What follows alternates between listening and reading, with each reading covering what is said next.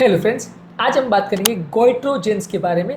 Basically ये कुछ ऐसे तत्व हैं जो यदि हम खाने में ज़्यादा मात्रा में खाते हैं तो थायराइड हार्मोन के बनने में या उनके काम करने में इंटरफेयर करते हैं, जिसकी वजह से थायराइड फंक्शनिंग प्रॉपर नहीं हो पाती। इनको गोइट्रोजेंस इसलिए बोलते हैं क्योंकि इनको ज़्यादा मात्रा में खाने से गोइटर बनता है।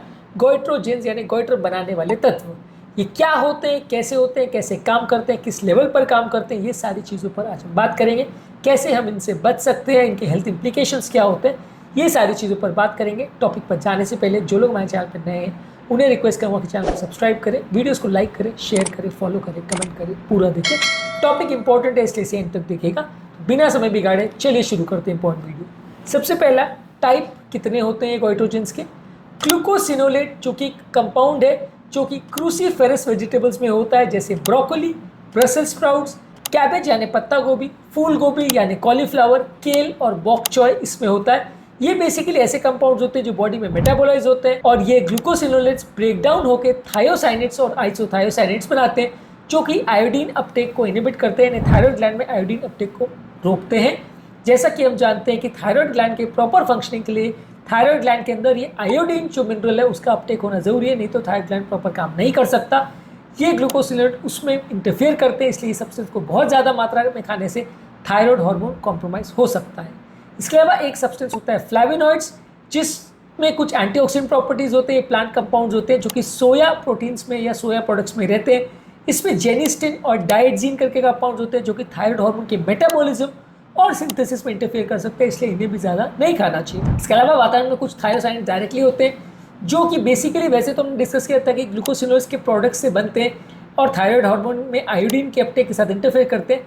लेकिन कुछ प्रोडक्ट्स जैसे कि कसावा जो कि ट्रॉपिकल कंट्रीज़ में एक स्टेपल फूड प्रोडक्ट्स है, उसमें डायरेक्टली साइनोजेनिक ग्लूकोसाइड्स होते हैं, उनसे ये बनते हैं थायोसाइनेट्स और ये थायोसाइनेट डायरेक्टली जब ब्लड में जाते हैं तो थायराइड हार्मोन के फंक्शन को इनहिबिट करते हैं। तो कसावा भी अगर आप ज़्यादा मात्रा में खाते हैं तो ये थायराइड हार्मोन के फंक्शनिंग में इनहिबिट कर सकते हैं। इसके अलावा कुछ वातावरण में मौजूद पोल्यूटेंट जैसे परक्लोनेट्स, नाइट्रेट्स और थायोसाइनेट्स होते हैं जो कि इंडस्ट्रियल पोल्यूटेंट्स होते हैं, वातावरण में इंडस्ट्रीज़ के थ्रू आते हैं, ये भी हमारे थायराइड हार्मोन की फंक्शनिंग को अफेक्ट कर सकते हैं। तो इस तरह की इंडस्ट्री के आसपास यदि आप रह रहे हो जहाँ पे ये प्रोडक्ट ज़्यादा यूज़ होते हैं तो वो भी हमारे थायराइड हार्मोन की फंक्शनिंग को अफेक्ट कर सकते हैं और हमारे लिए प्रॉब्लम बन सकते हैं। तो ये भी एक इंपॉर्टेंट स्रोत है गोइटर होने का। ये सारी चीज़ें किस लेवल पे काम करती हैं, कुछ कंपाउंड जैसे थायोसाइनेट्स और परक्लोनेट्स जो हैं वो थायराइड हार्मोन में आयोडीन के अपटेक को इनहिबिट करती है जो थायराइड हार्मोन के सिंथेसिस के लिए ज़रूरी है, ये नहीं बन पाता इसलिए हार्मोन काम नहीं करता है। इसके अलावा ये थायराइड हार्मोन के सिंथेसिस को अफेक्ट करती है, इसमें फ्लैविनॉइड्स और आइसोथायोसाइनेट्स का रोल होता है। ये थायराइड हार्मोन के जो ज़रूरी एंजाइम्स हैं उनको बनने से रोकती है, जिसकी वजह से थायराइड हार्मोन काम नहीं कर पाते हैं। इसके अलावा कुछ थायराइड हार्मोन्स के रिलीज को इंटरफेयर करने वाले गोइट्रोजेंस भी होते हैं जो थायराइड हार्मोन के रिलीज को इफेक्ट करते हैं, जिससे भी उसका काम नहीं हो पाता है और थायराइड हार्मोन जो है ग्लैंड के अंदर बंधा रह जाता है, जिसकी वजह से काम नहीं हो पाता। अब इसके हेल्थ इंप्लीकेशन क्या है, इससे व्यक्ति का थायराइड ग्लैंड का साइज बढ़ने लगता है, जिससे व्यक्ति को गोइटर डेवलप हो जाता है। गोइटर बेसिकली थायराइड हार्मोन का एनलार्जमेंट है, आयोडीन डिफिशिएंसी वाले लोग को होता है। थायराइड हार्मोन की शरीर में कमी हो जाती है। हर केस में हाइपोथायराइडिज्म हो ऐसा जरूरी नहीं, कई बार थायराइड ग्लैंड का साइज बढ़ने की वजह से कंपनसेशन हो जाता है और हाइपोथायराइडिज्म डेवलप नहीं होता है।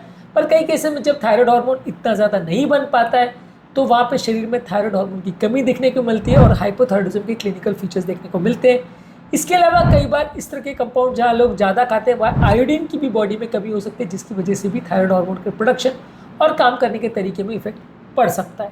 कैसे मैनेज करें इसको, ऑब्वियसली ये सारी जो चीज़ है इनके खाने को आप कम कर सकते हैं, खासकर आपको अगर थायराइड हार्मोन का प्रोडक्शन का प्रॉब्लम है।